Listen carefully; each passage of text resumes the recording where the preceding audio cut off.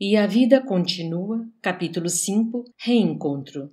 Evelina despertou num quarto espaçoso, com 2 janelas, deixando ver o céu. Emergia de um sono profundo, pensou. Diligenciou recordar-se, assentando contas da própria situação. Como teria entrado na amnésia de que estava tornando agora à tona da consciência? Desemperrou a custo os mecanismos da memória e passou a lembrar-se vagarosamente. A princípio, indescritível pesadelo lhe conturbara o repouso começante. Sofrera, de certo, uma síncope inexplicável. Percebera-se movendo num mundo exótico de imagens que a faziam regredir na estrada das próprias reminiscências. Recapitulara, não sabia como, todas as fases de sua curta vida. Voltara no tempo. Reconstituíra todos os dias já vividos, a ponto de rever o pai chegando morto ao lar quando contava somente 2 anos de idade. Nesse filme que as energias ocultas da própria mente haviam exibido para ela, nos quadros mais íntimos do ser, ouvira de novo os gritos maternos e enxergava à frente os vizinhos espantados sem compreender a tragédia que se lhe abatia sobre a casa. Depois, registrara a impressão de tremendo choque, algo como que se lhe desabotoara no cérebro e vira-se flutuar sobre o próprio corpo adormecido. Logo após, o sono invencível. De nada mais se apercebera.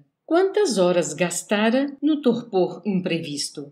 Estaria regressando a si, vencido o colapso, por efeito de algum tratamento de exceção? Por que não via ali, junto do leito, algum familiar que lhe propiciasse as necessárias explicações? Tentou sentar-se e o conseguiu, sem a menor dificuldade. Inspecionou o ambiente, concluindo que o pouso se lhe trocara. Inferiu das primeiras observações que, tombada em desmaio, fora reconduzida ao hospital e ocupava agora larga dependência que o verde claro tornava repousante. Em mesa próxima, viu rosas que lhe chamavam a atenção para o perfume. Cortinas tênuas bailavam de manso aos ritmos do vento que penetrava as venezianas diferentes, talhadas em substância semelhante ao cristal revestido de essência esmeraldina. Em tudo, simplicidade e previsão, conforto e leveza. Evelina bocejou, distendeu os braços e não se surpreendeu com qualquer dor.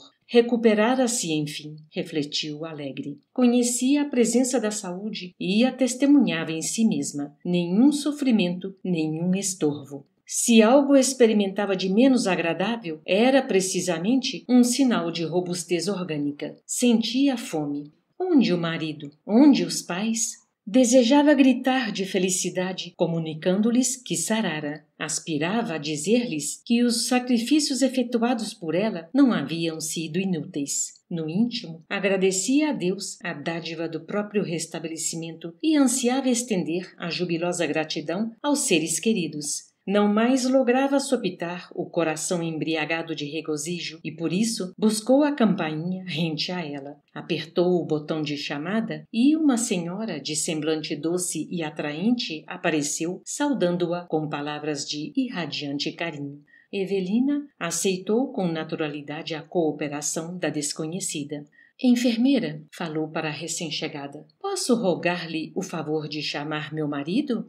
Tenho instruções para, antes de tudo, informar o médico sobre suas melhoras. A senhora Serpa concordou, afirmando, no entanto, que sentia necessidade de reencontrar os familiares de maneira a repartir com eles o próprio júbilo. Compreendo, redarguiu a serviçal com inflexão de ternura. Tenho sede de entender-me com alguém, aditou a convalescente animada. Como se chama a senhora? Chame-me Irmã Isa. De certo, a senhora me conhece. Sou Evelina Serpa e devo ter aqui minha ficha. Sim, Irmã Isa, que me sucedeu? Estou bem, mas num estado estranho que não sei definir. A senhora passou por longa cirurgia e precisa descansar, refazer-se. Para Evelina, em verdade, nada havia de surpreendente naquelas palavras articuladas em tom significativo. Sabia-se operada, passara pela dolorosa ablação de um tumor. estivera em casa, melhorara tanto que obtivera um passeio com o marido pelas estradas do Morumbi. Apesar de tudo, reconhecia-se novamente hospitalizada, sem poder ajuizar dos motivos. Enquanto alinhava indagações mudas, não viu que a atendente pressionava um ponto cinza em determinado recanto, comunicando-se com o médico de plantão. Em 2 minutos, um homem de branco entrou calmo, cumprimentou a doente, examinou-a e sorriu satisfeito. Doutor, começou dizendo, ansiosa por justificar-se, e pediu informes. Desejava saber como e quando conseguiria rever o esposo e os pais. Não seria justo dar aos seus a notícia do êxito com que o hospital a brindava? O facultativo ouviu-a paciente e rogou-lhe conformidade. Retornaria aos parentes, mas precisava reajustar-se. Gesticulando carinhosamente qual se sossegasse uma filha, aclarou: a senhora está melhor, muito melhor. Entretanto, ainda sob rigorosa assistência de ordem mental. Em se ligando a quaisquer agentes suscetíveis de induzi-la a recordações muito ativas da moléstia que sofreu, é provável que todos os sintomas reapareçam. Pense nisso. Não lhe convém, por agora, recolocar-se entre os seus. E, com um olhar ainda mais compreensível, ajuntou: coopere.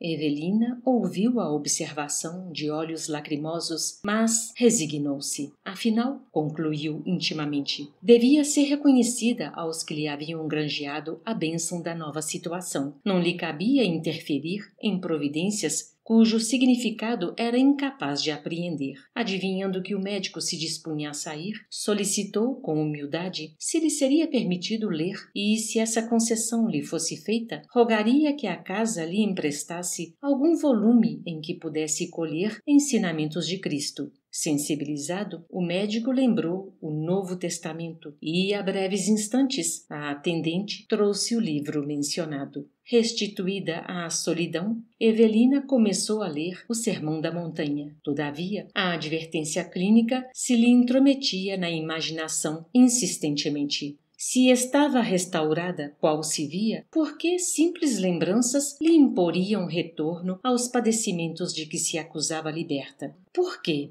Percebia-se na posse de inenarrável euforia. Deliciosa sensação de leveza lhe mantinha à disposição para a alegria como nunca sentira em toda a existência. Tais recursos de equilíbrio orgânico seriam assim tão fáceis de perder?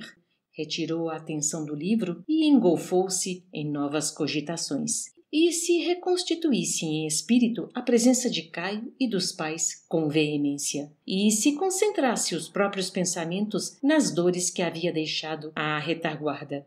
Infelizmente para ela, confiou-se a semelhantes exercícios e, decorridos alguns minutos, a crise revelou-se, agigantando-se-lhe no corpo em momentos rápidos. Regelavam-se-lhe as extremidades, enquanto que mantinha a ideia de que um braseiro a requeimava por dentro, com a dispneia afrontando-lhe o peito. Desencadeados os sintomas, quis reagir, contrapor conceitos de saúde aos de doença. Entretanto, era tarde. O sofrimento ganhou-lhe as forças e passou a contorcer-se no suplício de que se admitira definitivamente distanciada. Atônita, premiu a campainha e a prestimosa atendente se desdobrou na tarefa assistencial. O médico reapareceu e administrou sedativos. Ambos, nem ele nem a enfermeira, lhe endereçaram o mínimo reproche, mas a doente lhes leu no olhar a convicção de que tudo haviam compreendido.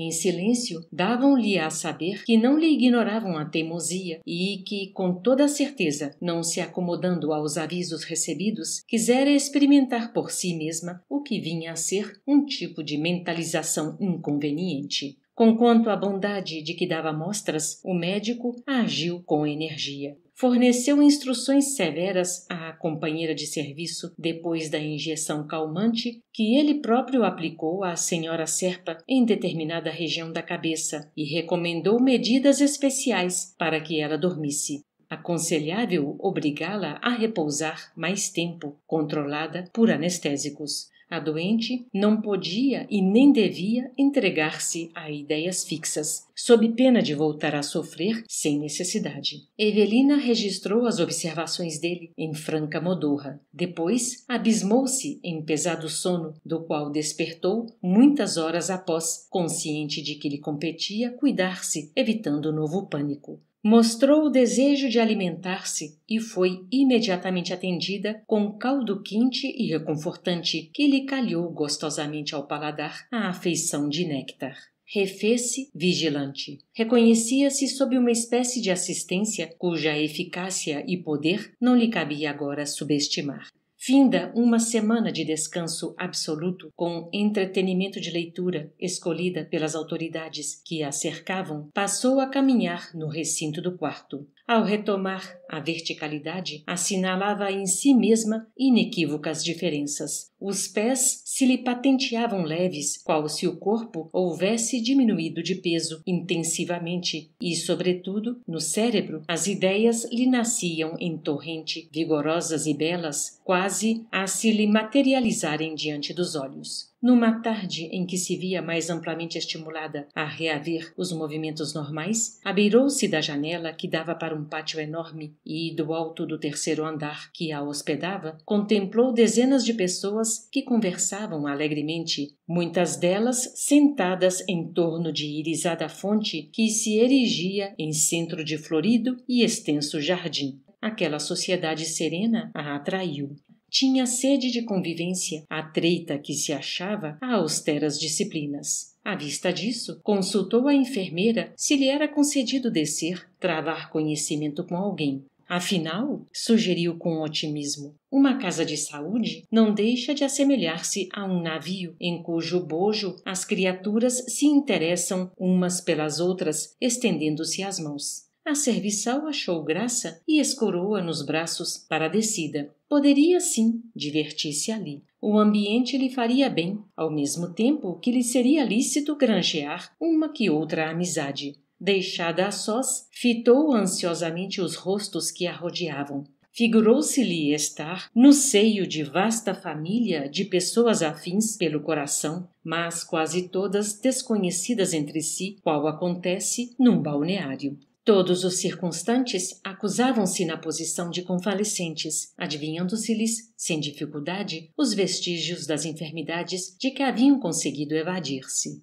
Evelina interrogava-se quanto ao melhor processo de estabelecer contato com alguém, quando viu um homem, não longe, que a fitava, evidentemente assombrado. Oh! Não era aquele cavalheiro, exatamente Ernesto Fantini, o improvisado amigo das termas? O coração bateu-lhe agitado e estendeu na direção dele os 2 braços, dando-lhe a certeza de que o aguardava de alma aberta. Fantini, pois era ele mesmo, ergueu-se da poltrona em que se guardava e avançou para ela a passos rápidos. — Evelina! Dona Evelina! Estarei realmente vendo a senhora? — Eu mesma! Respondeu a moça, chorando de alegria. O recém-chegado não foi estranho à emotividade daquele minuto inesquecível. Lágrimas lhe rolaram no rosto simpático e sisudo, lágrimas que ele buscava enxugar, embaraçado, procurando sorrir.